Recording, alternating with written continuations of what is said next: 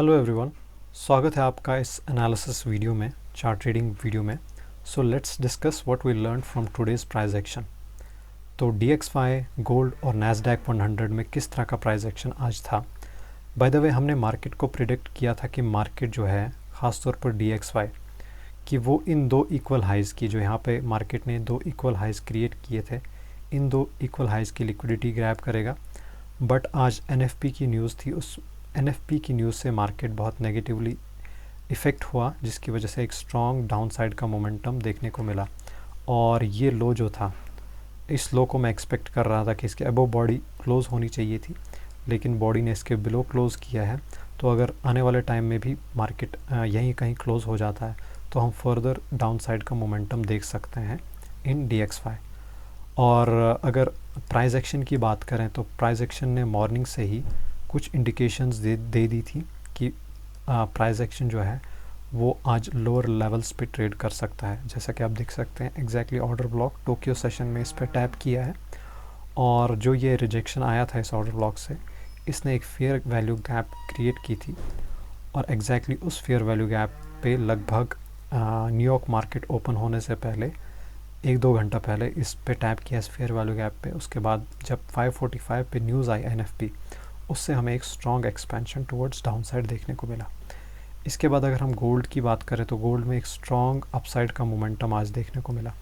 जो कैंडल हमने प्रिडिक्ट किए थे, 2 कैंडल डेली पे, कि उनके अबव बॉडी क्लोज करनी चाहिए, तब जाके हमें मार्केट में एक अपसाइड का मोमेंटम देखने को मिल सकता है। मगर मार्केट ने कुछ ज़्यादा ही स्ट्रॉन्ग प्राइस एक्शन दिखा दिया। जो एक्सपेक्ट कर रहे थे हम, कैंडल अगर यहाँ कहीं क्लोज़ होती है यहाँ इस लेवल पे, तो अगली कैंडल इन लेवल्स तक जा सकती है।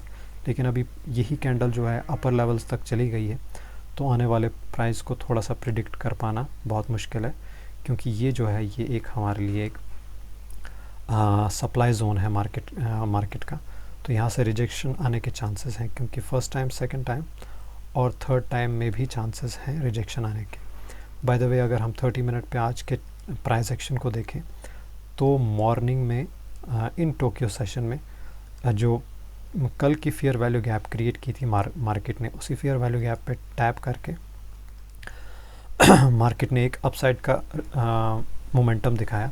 उसके बाद इन लंदन किल जोन में भी मार्केट ने एग्जैक्टली एक फेयर वैल्यू गैप की थी उससे पहले, उसमें उस फेयर वैल्यू गैप पे टैप करके उसके 50% से वीक रिजेक्शन दिखा के ये जो मोमेंटम है जो हम एक्सपेक्ट कर रहे थे एटलीस्ट टू दिस लेवल, उससे ज़्यादा ही कुछ मोमेंटम दिखा दिया है। और अभी इस सप्लाई जोन से रिजेक्शन दिखा रहा है, लेकिन जब तक कोई 1 या 2 घंटे की कैंडल ना बन जाए यहाँ पे, तब तक डाउन साइड के मोमेंटम को एक्सपेक्ट नहीं कर सकते। But this is a strong supply zone जहाँ से रिजेक्शन आ सकता है। इसके बाद अगर हम नैस्डैक 100 की बात करें तो नैस्डैक में लगभग पावर ऑफ 3 तरह का हमें कॉन्सेप्ट देखने को मिला।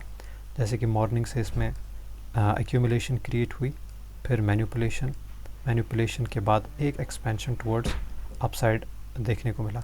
तो this will be consider as accumulation, manipulation and distribution power of 3। और पावर ऑफ 3 को थोड़ा सा अगर हम समझें तो ये कैंडल जो है, पावर ऑफ 3 की कैंडल जो होती है वो लगभग कुछ इस तरह की क्रिएट होती है पहले। यानी हमें लगता है कि कैंडल जो है वो पूरी तरह से बेरिश बनने वाली है, बट एट द एंड वो कैंडल जो है वो बुलिश जाके क्लोज होती है।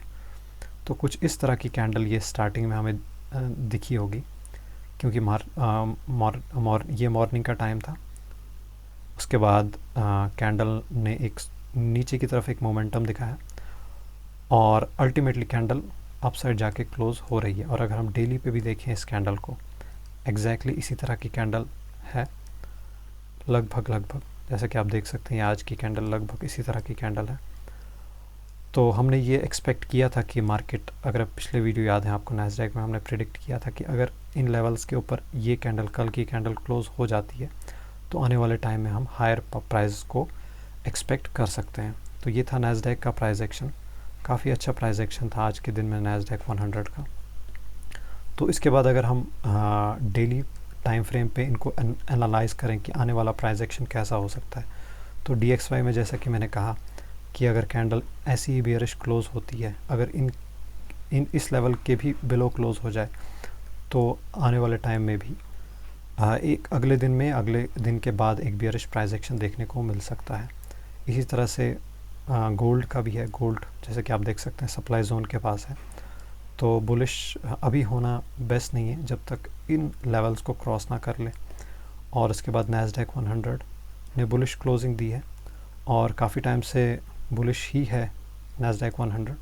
तो विद रिट्रेसमेंट अब ऐसा कोई जोन बन जाता तो हम प्रिडिक्ट कर सकते थे कि कभी किसी कैंडल्स के हाई को या कुछ कैंडल्स के हाई को ब्रेक करेगा तो अपसाइड का मोमेंटम देखने को मिल सकता है। लेकिन जब ऐसा मोमेंटम होगा तो वहाँ हम रिट्रेसमेंट जब मार्केट करेगा उसके साथ हम यहाँ इस एरिया में कोई ऑर्डर ब्लॉक हो, एफईजी हो, तभी हम बाइंग का सोचेंगे। अदरवाइज़ ऐसे अप ट्रेंड में एंट्री लेना बहुत ही ज़्यादा हार्मफुल हो सकता है, लॉस हो सकता है उसमें, क्योंकि कभी भी मार्केट ऐसे अपसाइड के मोमेंटम में रिवर्स कर सकता है। तो इसके बाद अगर हम इकोनॉमिक कैलेंडर की तरफ देखें, जो इकोनॉमिक कैलेंडर है उसमें कल लगभग पाउंड में पार्लियामेंट्री इलेक्शंस हैं और जो यूएसडी है उसमें बैंक हॉलिडे है। तो यूरो में और जीबीपी में हमें अच्छा मोमेंटम कल देखने को मिलेगा। यूरोप की करेंसी है ये भी CHF, और गोल्ड में भी अच्छा प्राइस एक्शन कल को देखने को मिल सकता है। बट जिनके साथ यूएसडी कनेक्टेड है उन पेयर्स में थोड़ा बहुत कम ही मोमेंटम कल होगा। तो आज के लिए वीडियो में इतना ही, मिलते हैं किसी अगले वीडियो में। धन्यवाद।